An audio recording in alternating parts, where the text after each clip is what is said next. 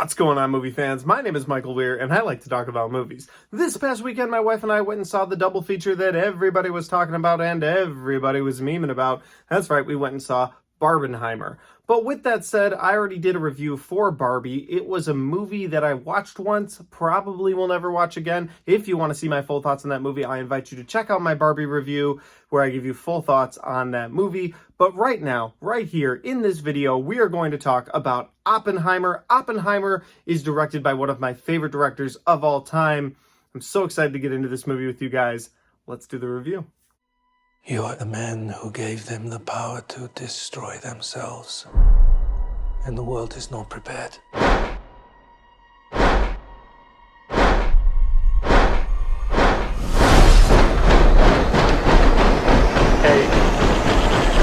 7, 6, 5, 4. And so, guys, Oppenheimer is directed by one of my favorite directors of all time, and that is Christopher Nolan, who has made my favorite comic book movie of all time, and that is The Dark Knight, and one of the movies that I think is in my top 10 or at least 20, Inception. I absolutely love that movie. I love all the characters in that movie, whether it's Leonardo DiCaprio, Tom Hardy, or Cillian Murphy, who is the lead character in this movie. He plays the title character, Oppenheimer, and this movie is so focused on Oppenheimer that while it is about the creation of the atomic bomb, yes, every poster has the atomic bomb exploding in the background, the movie is about the character. The movie is about the man who created the atomic bomb, not about the creation of the atomic bomb. The movie spends a lot of time discussing the creation of the atomic bomb, but this movie is an in-depth look at Oppenheimer. This movie is an in-depth look at his life before the atomic bomb and after the atomic bomb, how that atomic bomb affected his life overall. The movie centers around the atomic bomb, but doesn't make it necessarily the focus of the movie. The focus of the movie is on Oppenheimer. And I thought that was really cool because I went into this movie thinking, okay, this is about the making of the atomic bomb. But it turns out the movie is about the man that created the atomic bomb. And I guess that's what I should have expected with a movie named Oppenheimer. But, you know, again, Hollywood's gonna Hollywood. So I was just kind of shocked that they actually went for it. They actually went for a movie about the character, not about the bomb. I appreciate that. But I don't feel like I need to give you any more synopsis for this movie because A, you know what we did with the bomb, and B, if you don't know what happened with Oppenheimer and his life and you want to know, well, you should go see this movie on the biggest screen possible. Do not watch this movie on your cell phone. Seriously, check this movie out on the biggest screen possible. You will not regret it. With that said, let's get into my likes and my dislikes. First like I have for this movie is going to be the performances out of the actors in this movie. And I've got a list of actors to talk about. We're going to start with Cillian Murphy playing Oppenheimer. This movie, again, it's centered around him. There's usually not a frame of this movie that's either talking about him or has him in the movie. So this guy is front and center for the whole movie, and he knocked it out of the park.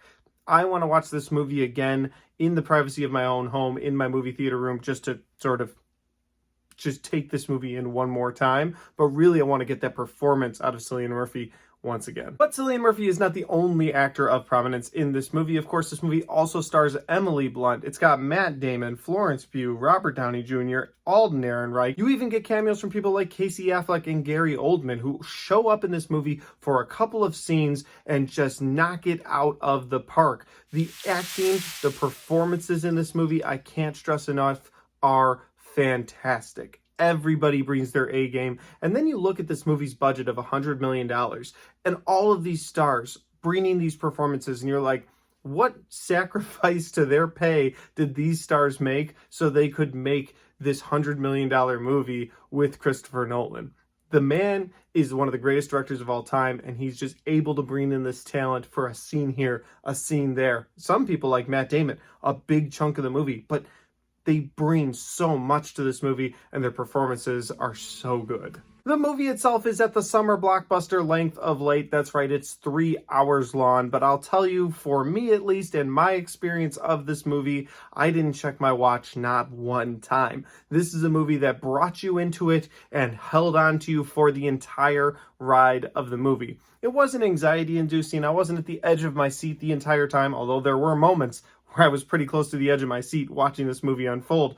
But the movie draws you in, and it tells such an intricate story throughout the movie that runtime of 3 hours does not feel like it, I promise you. Another thing I really liked is how the story in this movie is told. Now, obviously, this is a historically accurate story, so going into it, if you knew everything about the making of the atomic bomb, or if you knew everything about Oppenheimer, there wouldn't be too many surprises. But the way Christopher Nolan is able to tell this story through Oppenheimer, or through Robert Downey Jr.'s character, or through a couple of the other different characters' perspectives, when you watch this movie from start to finish, there's even something toward the end of it that Christopher Nolan's able to twist your perception of the rest of the movie, which of course Christopher Nolan is well known for. He does it in Inception when that top spins at the end and you're wondering if Leo is still dreaming or not. And you're like, I've got to see this movie again because did the top fall?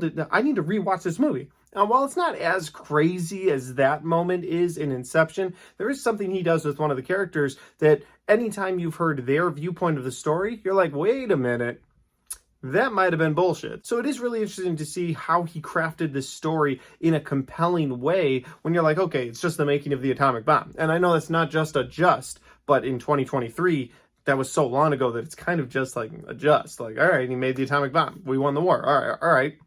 What else? So you get into this movie and you see the different perspectives of the different characters. And by the end of it, you're like, oh, I need to see that again. I need to see that again because I want to see what that character was seeing from his point of view now that they've revealed this thing at the end of the movie. So again, really masterful way that Christopher Nolan told this very important historical story. And finally, my final like for this movie is going to be a twofer. We're going to talk about the cinematography and we're going to talk about the sound mixing. We'll get into the sound mixing first because it was a real issue I had with Tenet.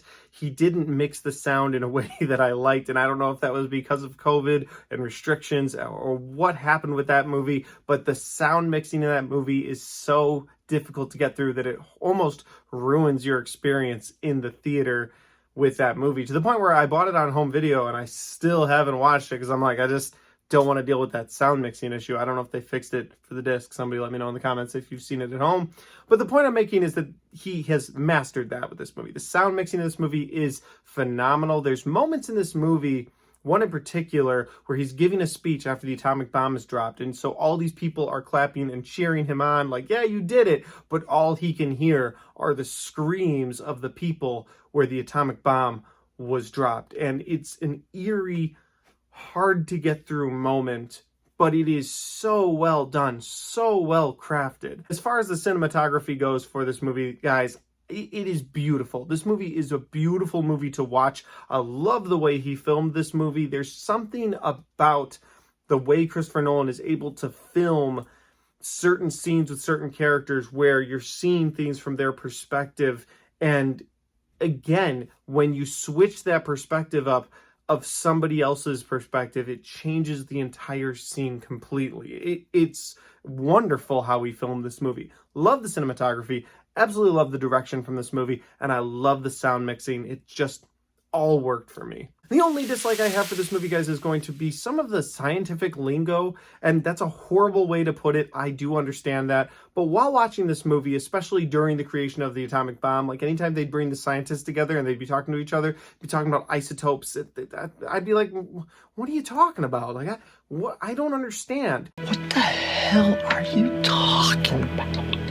Now, I do understand that in the writing of this movie, Nolan and the other writers had to make the scientists seem extremely smart because they were really smart in real life. So they're like, okay, so if they're having a conversation with each other about scientific things, it's going to have to sound extremely smart. And so I do understand that, but like 99% of it had to go over the bulk of people's heads as they were watching this movie. At least I'm guessing, because it went over mine. Like when they got into really deep scientific terms in this movie, I was just like, oh, I understood that. And at the same time, I was like, I understand nothing.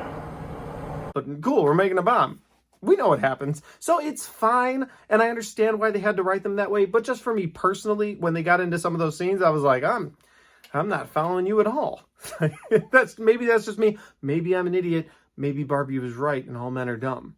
I don't know. But with that said, guys, overall, I will say that Oppenheimer is one of the best movies that I've seen in a long time, and I would highly recommend that you go check this thing out on the biggest screen possible. I mean that. If you're gonna watch this movie, watch it on the biggest possible screen. You will not be disappointed. It's 3 hours, but it is well worth your time. I had a great time with Oppenheimer. It is a movie that I will watch again and again in the future. It's a movie that I plan on buying on 4K as soon as it comes out, watching it in my home theater to kind of get that experience one more time.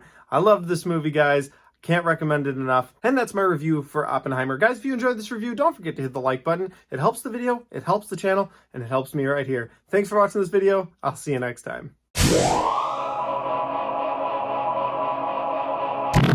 Well, guys, we made it to the end of the Oppenheimer review, and that, of course, marks the end of the Barbenheimer hype train. I saw Barbie. I saw Oppenheimer an hour later. I enjoyed both movies. I loved Oppenheimer, had some issues with Barbies, but overall, I thought they were a good double feature together, and it is something that I'm looking forward to doing in the future. Saw X and Paw Patrol are coming out on the same day.